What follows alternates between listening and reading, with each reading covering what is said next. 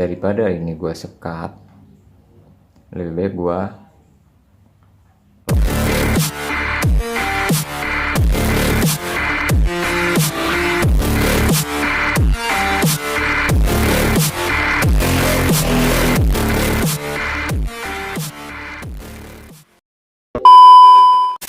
Oke, assalamualaikum warahmatullahi wabarakatuh.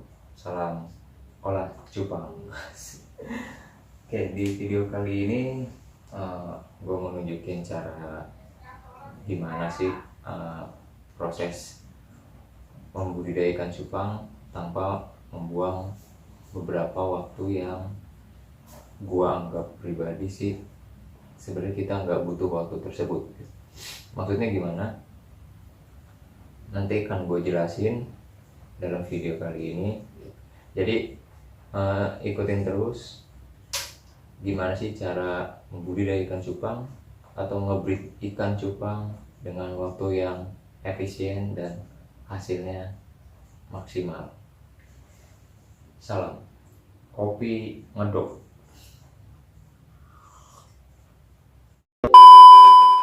Nah, jadi yang bertanya mungkin apa sih maksudnya yang membuang waktu-waktu yang sebenarnya nggak kita butuhkan.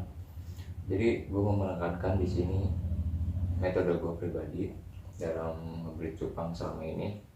Jadi gue membuang waktu itu yang pertama pengendapan air yang biasanya dilakukan dalam waktu 1 malam. Jadi menurut gue itu waktu 1 malam itu sangat berguna jika kita lakukan ke hal yang lain. Jadi daripada waktunya kita buang sia-sia dalam 1 malam itu, mungkin kita bisa lakuin hal yang lain, entah ngontrol anakan, nguras air, atau ya sesuatu yang berkaitan dengan ikan cupang yang dapat membantu proses budidaya ikan cupang itu sendiri. Nah, jadi kalau gue pribadi, gue nggak pakai pengendapan air di waktu yang lama tersebut. Jadi gue biasanya langsung dari air keran. Di air keran itu adalah air penampungan dari toren yang gue tuang langsung ke wadah. Gue taruh di wadah langsung, ya udah langsung gue taruh ikannya. Nah, tapi ada beberapa tambahan lainnya gitu. Dan yang kedua adalah penggunaan ketapang itu sendiri. Penggunaan ketapang itu ini berkaitan dengan obat biru atau garam yang bisa digunakan oleh breeder-breeder lain. Kalau gue pribadi, gue menggunakan ketapang itu bukan menggunakan daunnya yang gue taruh di wadah untuk tempat gue ngebreed nanti. Jadi khusus untuk pemula, biasanya hal ini sangat bisa dikatakan kan mengecoh lo dalam hal, jadi udah lu siapin wadahnya, udah lu siapin sarang gelembungnya nanti untuk si jantan, dan kalau lu tambahkan ketapang, daun ketapang, biasanya kadang cupang itu bisa membuat gelembung itu di daun ketapang tersebut, yang kita harapkan naruhnya di tempat yang kita sediain, malah dia naruh di bawah daun ketapang yang khusus para pemula. Itu akan bingung nanti gimana cara mengetahui si betina itu udah bertelur atau belum. Jadi begitu. Jadi kalau gue pribadi, gue menggunakan air yang gue endapkan menggunakan daun ketapang dan beberapa tambahan bahan lainnya. Tujuannya untuk mempermudah serta efisiensi waktu kita. Jadi kita udah siapin nih wadah untuk ngebreed, kita isi air, kita endapkan dulu 1 malam, itu waktu udah kebuang banyak. Nanti air udah diendapkan semalam, esokan harinya kita taruh, mungkin ada yang langsung naruh ketapang di situ biar airnya berubah agak menguning, atau yang diendapkan semalam nanti ditambah lagi, taruh ketapang, tunggu sampai airnya kuning mungkin setengah hari ya. Buat gue itu waktu yang sangat banyak yang lu buang. Jadi nanti gue kasih tahu caranya. Sebenarnya simple dan nggak pakai waktu yang lama gitu. Jadi lo ikutin terus. Di video ini akan gue bahas semuanya metode braid gue yang mudah. Dan di sini udah gue siapin indukan jantannya. Nanti kita review sedikit indukan apa yang gue pakai untuk nge-braid kali ini. Nah, ini indukan jantannya. Gue ambil jenis multicolor yellow base. Ini jantannya udah sekitar usia 6 bulan lebih, dan size nya pun udah M full lah katakan. Ini gue suka dengan warnanya yang gue bilang sih strong, cuma kekurangannya ada di pada foamnya yang memang kurang begitu over. Cuma gue suka dengan warnanya yang gue harapin itu. Gue mau nyetak warna-warna yang strong kayak jantannya. Untuk masalah ekornya itu bisa gue akalin dengan female yang nih. Nah, ini dia female udah agak grepes karena kemarin gue satuin nih female-nya dengan female yang lain. Nah, untuk female-nya ini gue ngambil Black Cooper atau jenis apa gue juga kurang paham nih, karena warnanya si female itu begitu. Yang gue ambil adalah sisik Coopernya serta ekornya yang lumayan lebar. Nah, jadi kalau perhatiin bentangan ekor si female ini lumayan lebar, jadi bisa membantu nanti untuk anakannya, dengan harapan ekor dari anakannya nanti bisa lebih lebar melebihi si jantan gitu. Jadi sini gue nggak mau banyak review ikannya karena fokus gue adalah metode breedingnya nanti yang mungkin bisa mempermudah kalian, khususnya para pemula, dalam hal waktu membudidaya atau waktu ngebreed ikan cupang lu semua. Oke, kita lanjut nanti ke metode dan persiapan bahan apa aja yang digunakan untuk proses breeding ikan cupang. Oke, sekarang kita mulai masuk ke proses breeding ikan cupang. Ini gue tekankan kembali, video yang gue buat khusus untuk pemula, dan gue sebagai pemula pun mau memberikan tips-tips bagaimana cara kita ngebreed ikan cupang nggak ribet, dan tentunya hasilnya pun sama. Jadi yang perlu lu siapin yang pertama adalah ini gue sih ngerekomendasiin pakai wadah donat dengan bentuk dan warna yang transparan. Karena kenapa? Karena wadah ini bisa memudahkan lo dalam pemantauan si betina itu udah bertelur atau belum. Jadi biasanya kalau pemula pasti penasaran dengan breeding ikan cupangnya. Aduh, ikan cupang gue udah nelor apa belum ya? Maunya ngintip terus setiap hari. Nah, dengan wadah ini bisa memudahkan lo ngelihat proses perkawinan ikan cupang itu dari sisi-sisi sampingnya, karena bentuknya transparan. Jadi tanpa harus lo buka penutup atasnya, nanti pasti akan ditutup atasnya biar cupangnya ngerasa aman dalam proses pengawinannya. Dan yang kedua,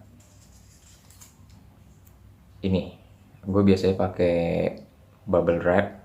Jadi kalau lu nggak punya bubble wrap, lu bisa pakai plastik kiloan yang bisa lu gunting-gunting. Nanti nggak usah besar-besar, ukurannya ya secukupnya aja, nggak terlalu besar dan nggak terlalu kecil. Jangan lupa solatif untuk merekatkan di bagian sisi dari tempat wadah pembesaran lo. Dan gak lupa, ini udah gue isi air tadi, air langsung dari keran, bukan air endapan. Jadi gue pengen cupang-cupang yang gue breed itu nggak manja mengenai air. Intinya itu sih, gue pengen ngetes bisa nggak nih yang orang bilang harus diendapin semalam. Gue dengan cara gue sendiri tanpa pengendapan air, dan sejauh ini sih cara gue cukup berhasil. Dan yang terakhir yang perlu lu siapin, nah yang gue bilang tanpa pengendapan air itu bukan tanpa alasan. Jadi yang gue pakai di sini adalah di pengendapan air ketapang. Jadi fungsinya, jadi ini tuh air ketapang yang gue udah endapin sebelumnya entah berapa hari. Makin lama sih menurut gue makin baik. Dan wadah pengendapannya itu gue bikin kayak gini. Nah, gue bikin di galon lem mineral. Jadi di galon itu gue isi air, gue isi ketapang. Nanti kalau yang mau tahu prosesnya bisa komen di bawah, nanti akan gue buatin videonya. Cara ini lebih efektif dibanding lu cuma ngendapin air biasa. Jadi setali 3 uang lu dapat banyak manfaat dari pengendapan air ketapang tersebut. Nah, sekarang kita tuang. Kita campur aja langsung ke air yang udah disiapin tadi. Nggak usah terlalu penuh ya, sekira-kiranya cupang bisa bergerak bebas. Nah, sekarang kita pasang ini terserah mau di bagian mana aja, itu bebas, nggak ada aturannya kalau untuk pemasangan bubble nest. Dan selanjutnya kita masukin cupangnya, si jantan ya. Jantan dulu. Nih jantan yang tadi udah kita lihat sebelumnya, gue masukin. Nah, si jantan udah mungkin mencoba mengenali tempatnya.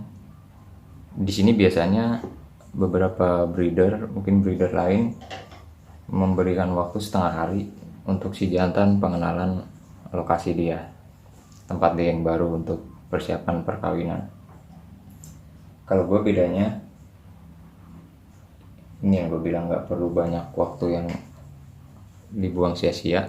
Kalau gue langsung masukin si betina. Bedanya lagi, betina ini tanpa gue kasih sekat pada umumnya.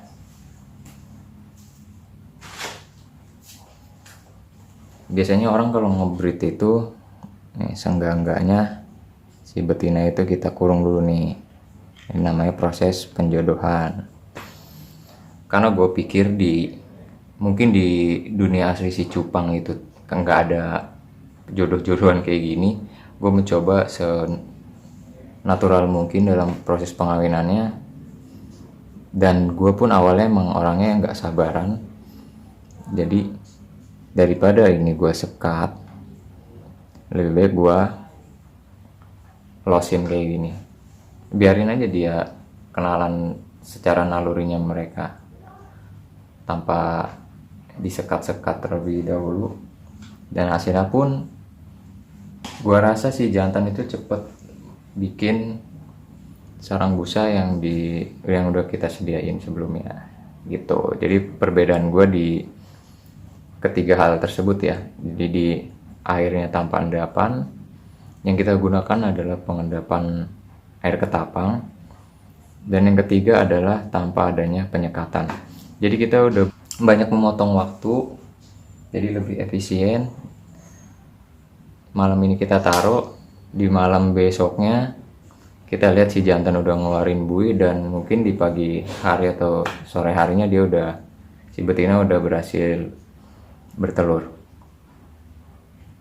Ini sebenarnya cuma sampel pair yang gue pakai. Gue nggak tahu nih si betina ini udah siap kawin apa belum. Mudah-mudahan aja udah siap kawin. Nanti selanjutnya kita review kembali proses perkembangan perkawinan dua sejoli ini di video yang berbeda gitu. Oke. Tadi udah selesai penjelasan metode gua dengan cara yang lebih memangkas waktu, lebih efisien dalam budidaya ikan cupang atau dalam hal perkawinan ikan cupang. Jadi gue ulangi kembali, dan proses ini kita nggak ada pengendapan air semalam dan tidak ada yang namanya penyekatan. pada si betinanya. Jadi mungkin ini akan dapat membantu kalian, khususnya para pemula yang gak sabar dan ingin cepat-cepat melihat hasil dari apa yang lo lakuin dalam perkawinan cupang lo. Semoga video ini membantu. Kalau ada yang kurang jelas bisa kalian tanyain di kolom komentar. Dan terserah, balik lagi nih, setiap breeder punya cara masing-masing. Jangan mengkotak-kotakan para breeder, karena intinya tujuan kita sama, memperbanyak jenis ikan cupang, berangkat dari hobi terutama. Oke, mungkin itu aja video dari gua.